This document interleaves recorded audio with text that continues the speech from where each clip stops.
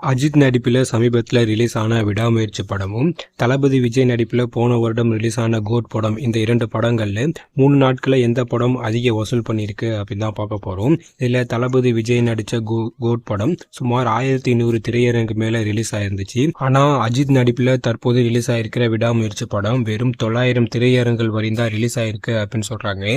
So இந்த 2 படங்களில் எந்த படம் அதிக வசூல் பண்ணியிருக்கு அப்படின்னு பார்க்கலாம். முதல்ல தளபதி விஜய் நடிப்பில் போன வருடம் செப்டம்பர் மாதம் ரிலீஸ் ஆன கோட், இந்த படம் ரிலீஸ் ஆகி ரசிகர்களிடையே ஒரு மிகப்பெரிய வரவேற்பு கிடைச்சிச்சு. ஸோ இதனையடுத்து 3 நாட்களில் இந்த படம் தமிழ்நாட்டில் மட்டும் 80 கோடி கிட்ட கலெக்ஷன் பண்ணியிருக்கு. அதே போல் உலகம் முழுவதும் இந்த படம் 3 நாட்களில் 250 கோடிக்கு மேலே கலெக்ஷன் பண்ணியிருக்கு அப்படின்னு சொல்கிறாங்க.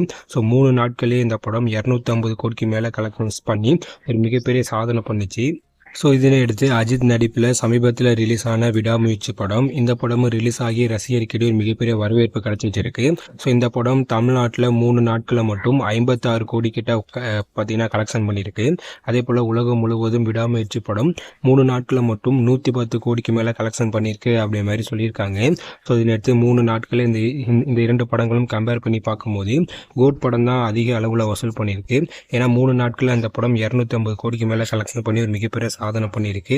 ஸோ இருந்தாலும் பார்த்தீங்கன்னா விடாமுயற்சி படத்துக்கு ரசிகர்களிடையே மிகப்பெரிய வரவேற்பு கிடைச்சிட்டு இருக்கு. அப்படிங்கிறனால இனிமேல் ஒரு நாட்களில் எவ்வளோ கலெக்ஷன் எல்லாமே வரப்போகுது அப்படின்னு நம்ம வெயிட் பண்ணி தான் பார்க்கணும்.